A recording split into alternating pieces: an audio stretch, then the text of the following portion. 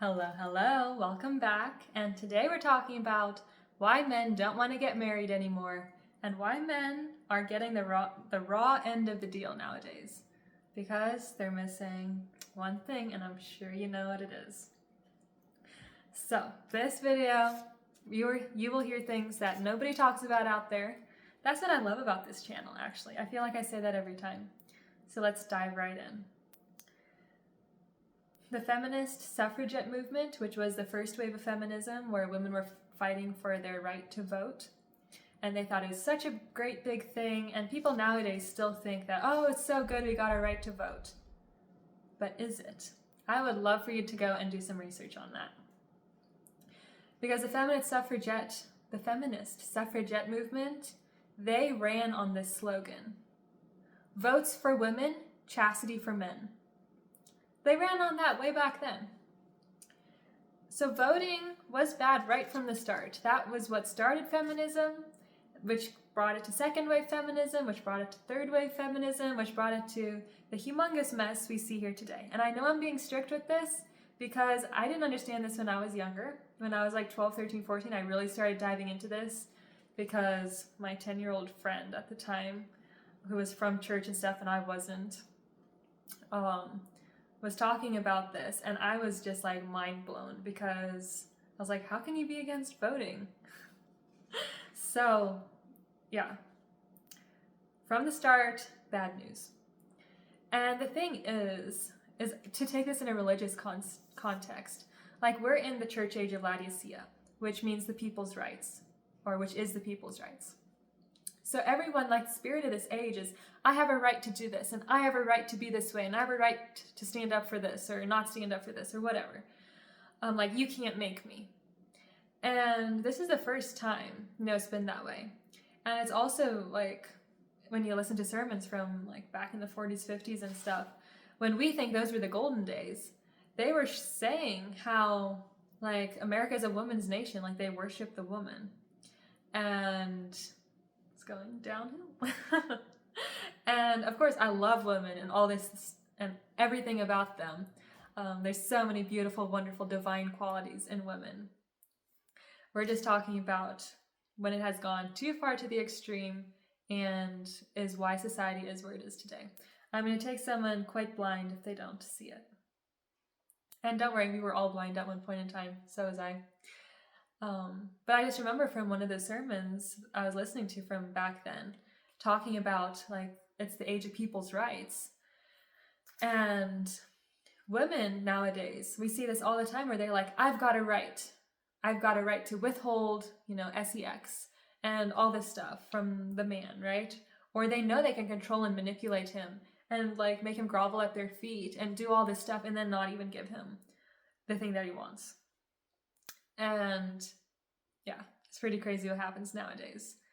And if they don't want to do it, it's like, why did you pick that guy? Or why did you get married? I mean, we always knew that was part of the contract back in the day. But obviously people aren't teaching that anymore unless you go to like a conservative traditional church or mosque or something like that. See, because, it's all the spirit of I've got a right to, withhold what we talked about or be however they are nowadays as women are.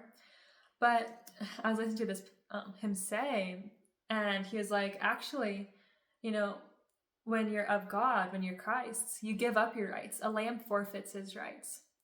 Lambs need to be led. They need a shepherd. Whereas goats, they're like headbutting and fighting and all this stuff like all the time. But it shows you're a lamb when you've given up your rights. So that's from like a Christian context. You can take it or leave it if you follow Christianity or not. And yeah, so that's the end of the religious stuff. We'll get right into the deep stuff. This is another thing where physical abuse isn't just physical. And I want you guys to know that because I never really knew that before. And it's not men and only men like society likes to portray that abuse is from. It's actually quite 50-50 if you look at the research. Women are taskmasters at control and emotional abuse. They're the ones. And we are always talking about men being the ones just because we're hiding the fact that women are the ones. And of course, women are doormats and stuff too, so are guys. But we do see where women wear the pants in the relationships and order the man around. The guy isn't telling the woman, like, be home at this time or don't go there with your friends today. It's the woman telling the guy that, hey, you can't go out with John today and you better stay home. And he's like, yes, dear.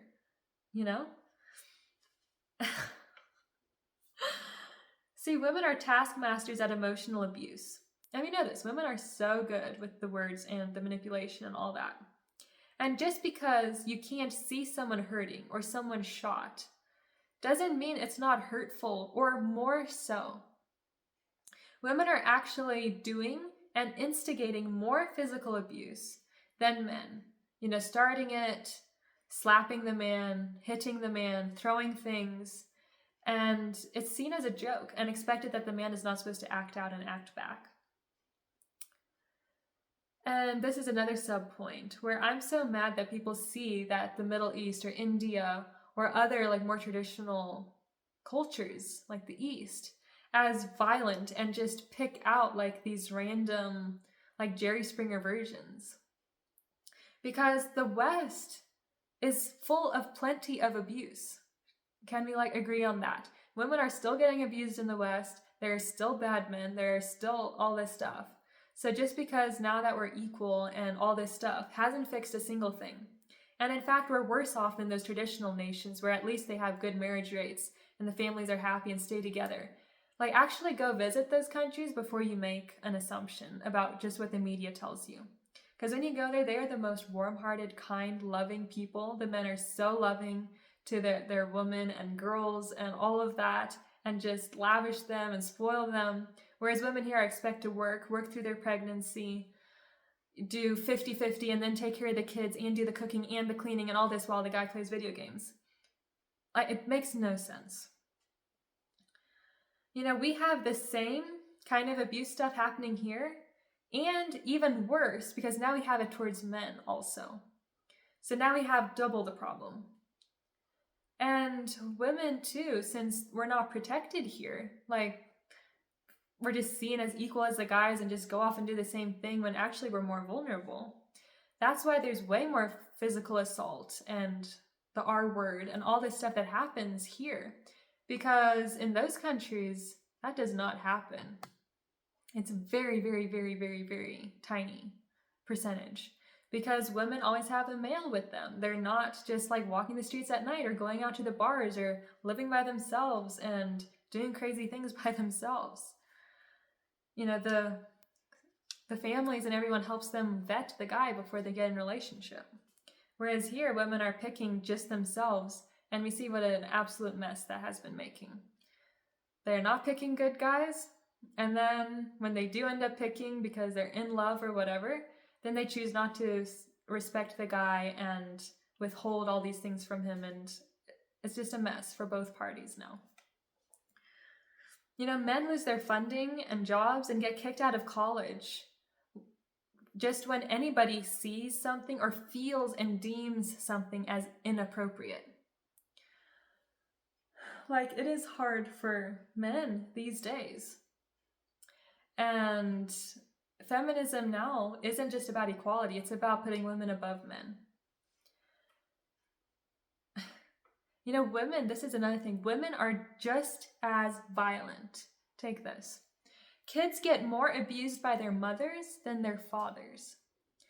And when you think about it, that will sink in.